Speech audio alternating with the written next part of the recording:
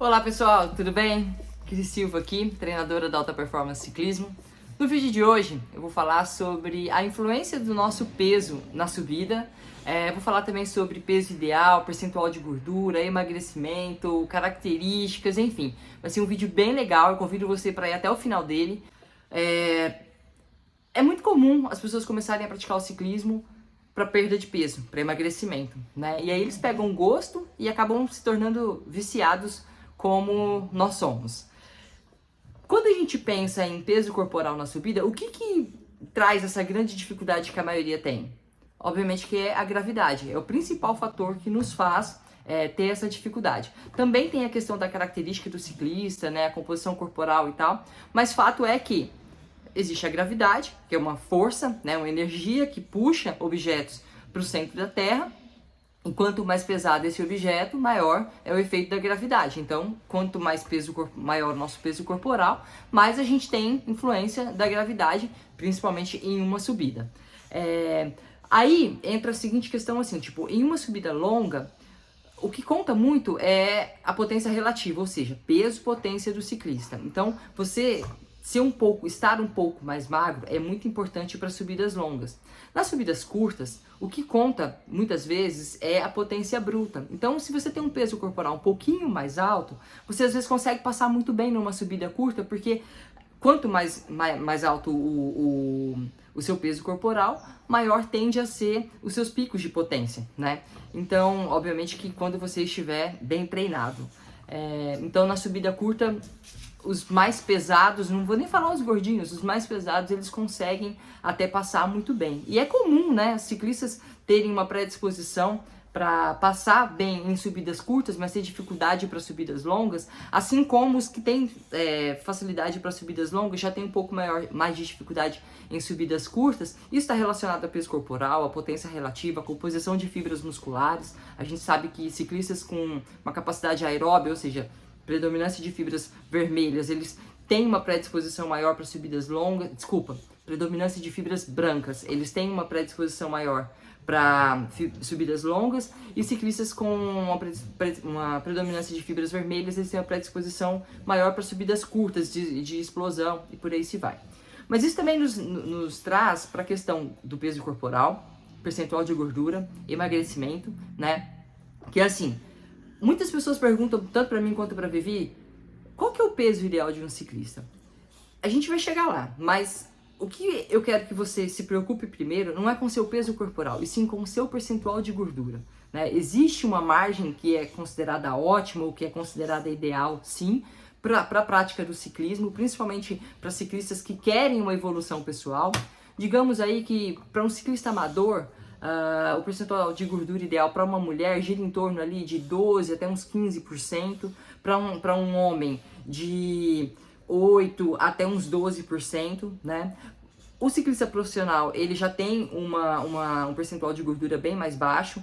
Temos ciclistas amadores que têm um percentual de gordura de ciclista profissional. Qual que é a grande questão? Qual que é a grande diferença, né? Por que fala assim, mas por que o ideal para um ciclista profissional não é o ideal para um ciclista amador? Na verdade, o ideal seria o mesmo do ciclista profissional.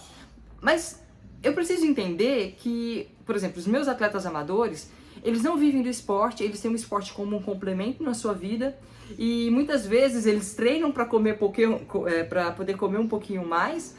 E quando você fala de um percentual de gordura muito baixo, você também está vinculando a esse percentual de gordura um estilo de vida bem regrado, né?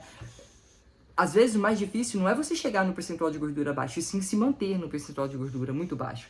Porque você tem que fazer várias restrições, às vezes sua carga de treinamento tem que ser bastante alta para manter aquilo ali, e por aí se vai. Então por isso que eu faço essa distinção entre percentual de gordura para um ciclista amador, para um ciclista profissional, tá?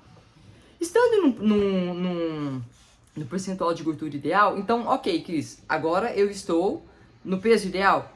Não necessariamente, né? A gente tem muitos atletas que eles estão com um percentual de gordura muito bom, mas eles não estão no peso ideal, porque aí entra a questão da massa magra, do volume muscular e por aí se vai, que vai influenciar na sua aerodinâmica, que é peso para você arrastar na subida.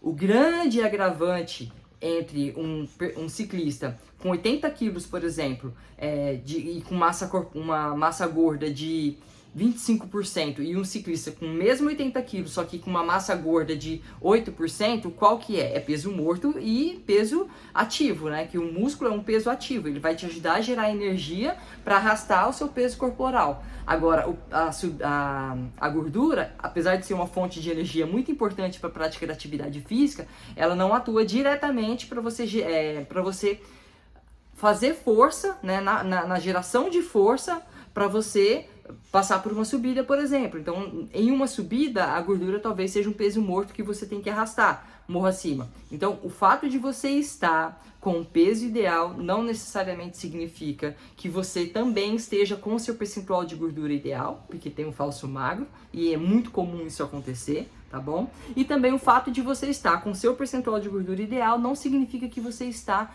com o seu peso ideal para um ciclista, porque nós estamos falando aqui de ciclismo, né? Tipo, se eu colocasse aqui um atleta de basquete, um fisiculturista, um jogador de voleibol, talvez um peso corporal maior não seja o problema, estando com um percentual de gordura dentro do que é considerado padrão para o seu esporte. Mas para o ciclismo, o peso também é um problema, né? Então você não pode ignorar esses fatos. Fato é que muita gente também pode vir aqui e falar assim, mas eu tenho um peso, um volume muscular grande e eu subo bem. Massa, mas a gente tem que entender que sobe bem para que tipo de padrão, para que parâmetro que você tem, porque a gente sabe, a gente vê que nos grandes centros de ciclismo e nas competições profissionais existe, né, uma separação evidente. Ciclistas escaladores, eles têm um perfil muito magro, e os ciclistas, por exemplo, um sprinter, eles estão com percentual de gordura ideal, mas eles já têm um perfil mais musculoso, assim como um atleta de XCO, que já tem um perfil um pouquinho mais com volume muscular do que um escalador, por exemplo, né? Então tem essa divisão e a gente não tem como ignorar isso daí. Às vezes, eu subo bem, mas sobe bem comparado com o seu município, com a sua região, talvez com o seu país. Então, o principal que a gente tem que entender é assim, você quer subir bem? Você vai ter que você quer subir bem, tá, para qual tipo de subida? Subida longa, subida curta? Se encaixe dentro desses perfis, que é o primeiro passo e um passo extremamente importante para você passar a escalar bem.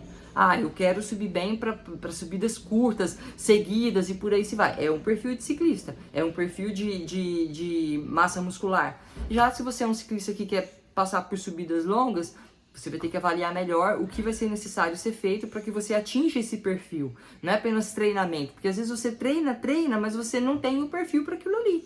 Então você precisa tá separando esses dois pontos. Fez sentido esse vídeo para você sobre o perfil do ciclista, peso ideal para subida, perfil de subida e por que a gente tem tanta dificuldade na subida? Se fez sentido, deixa aqui o seu comentário. Se ficou alguma dúvida, deixa aqui o seu comentário, a sua pergunta. E eu convido você também a se inscrever no nosso canal, ativar o sininho para que você fique por dentro dos próximos conteúdos que a gente vai soltar por aqui. E pega essa setinha que tá pro lado aqui, ó, clica nela, dá copiar e manda no grupo de WhatsApp do seu grupo de pedal. Eu tenho certeza que vai ajudar bastante gente a entender um pouquinho mais e também a diminuir um pouco as suas dificuldades para subir. Até o próximo conteúdo. Tchau, tchau!